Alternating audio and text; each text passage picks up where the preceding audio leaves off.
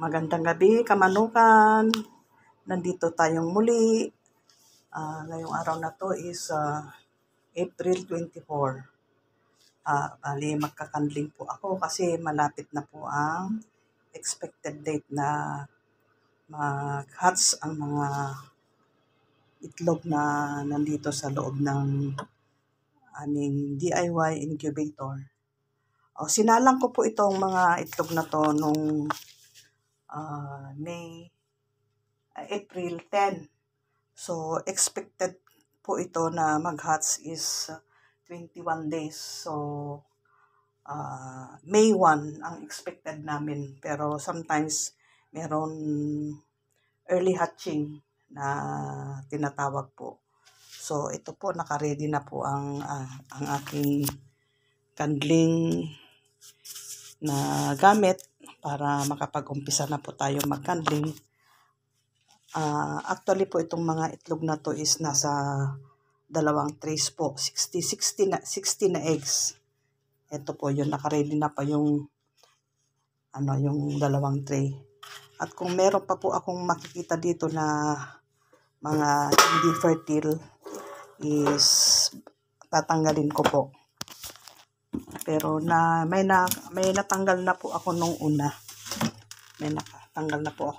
Bali 4-5 yata yon yung mga hindi fertile na wala pong mga embryo.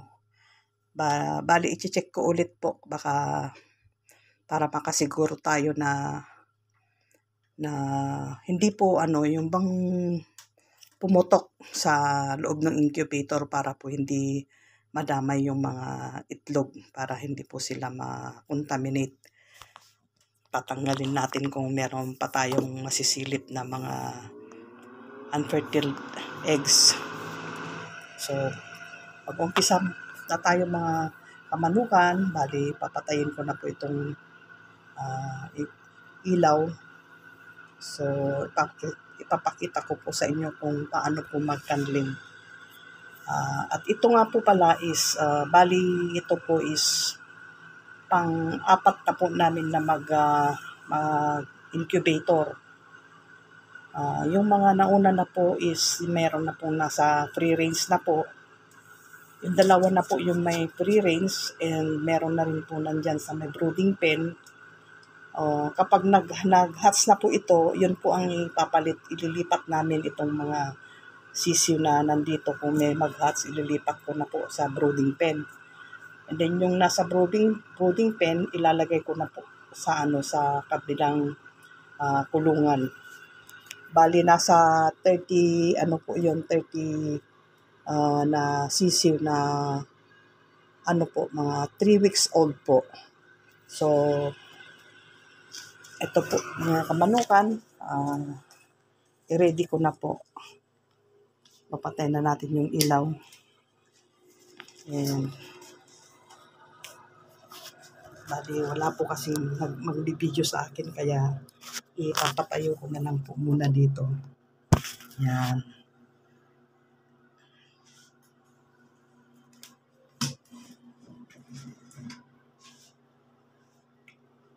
Bali ito po yung nasa ibaba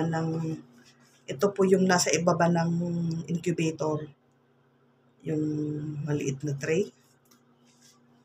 Sara natin para makita natin yung kasi kailangan ng ilaw. Bubuksan ko po yung wait lang po, ayan. Sisiskan ko na po. Ayan, nakasis na. So, ito po yung mga itlog po. Siguro naman po is makikita niyo po. Titignan natin. Ito po. Wow, good sign po ito mga kamanukan. Meron po siyang embryo sa loob. Bali, na po ito? 14 days. So, next week po, nag-start na po ito na kakaroon ng sisiw. Yan. Good sign po ito. Yan.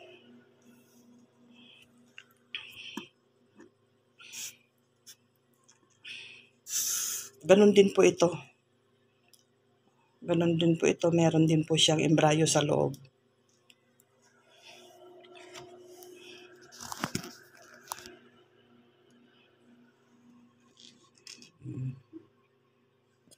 Ito po, oh. Ito po is itlog po ng native. Maliit po siya. Yan po.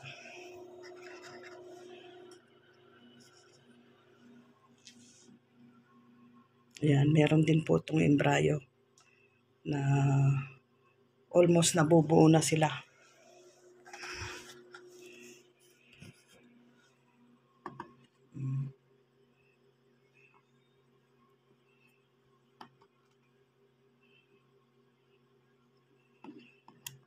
Ito din po, oh. Meron din po. Ayan, oh. Binaliktad ko po para makita ninyo na ano yan. Nabubuo na almost mabubuo na po yung ano. Iniintay lang na ng mga ilang days at magka-crack na yung mga itlog. Mag-umpisa na silang maglalabasan. Oh. Yan, good sign po. Yan. Ayan, meron din po ito. Yan.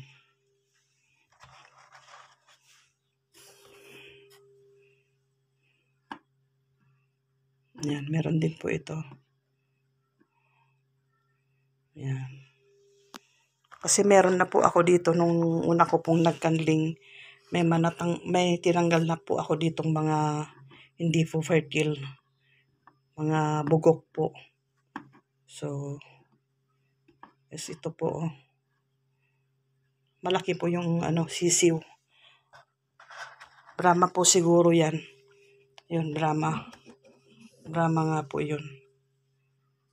Ito po. Meron din. Ayan. Wait lang po. Ito po is okay. Ito po is doubtful po ako nito. Kasi hindi po siya bilog. Pero ilagay ko po dito. Siniperate ko po yun.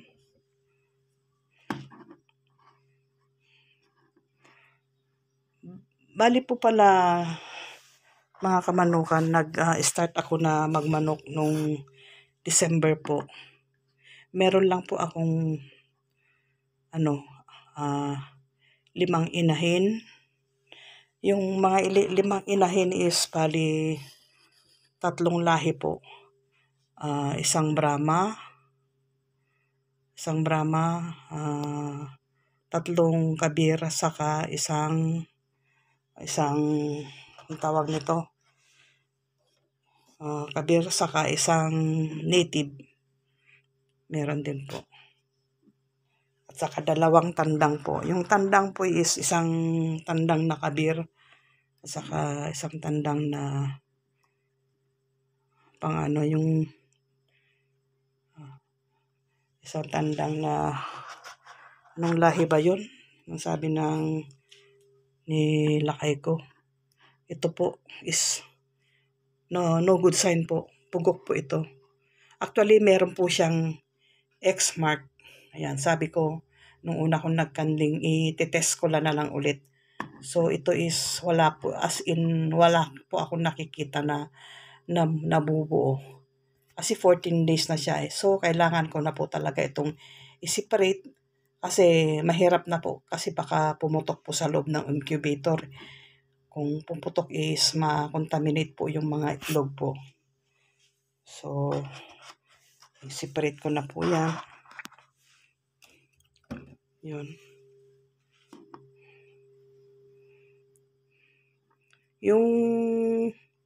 Nung nag-start po ako nung December, nag-start kami ni Habi na manukan. Bali, po yun. Sabi ko, ito po, kusong din po to, itlog din po to. Wala din po. Portable na po ito. bugok. Pwede po itong panlaga, panluto. Yun, meron. Yun. Ito, meron pong namumuo. Nung nag-umpisa po kaming magmanukan is December po, and sabi ko, alagaan na lang natin, paramihin, sabi ko kay Habi. Instead na pang tatay na kakainin is sabi ko alagaan natin, paramihin. So ngayon so far is dumami na po sila. Nag-start po nung December yung unang incubator ko, so until now po pang-apat na na po salang. So sa bilang ko sa mga manok po is nasa na po sila,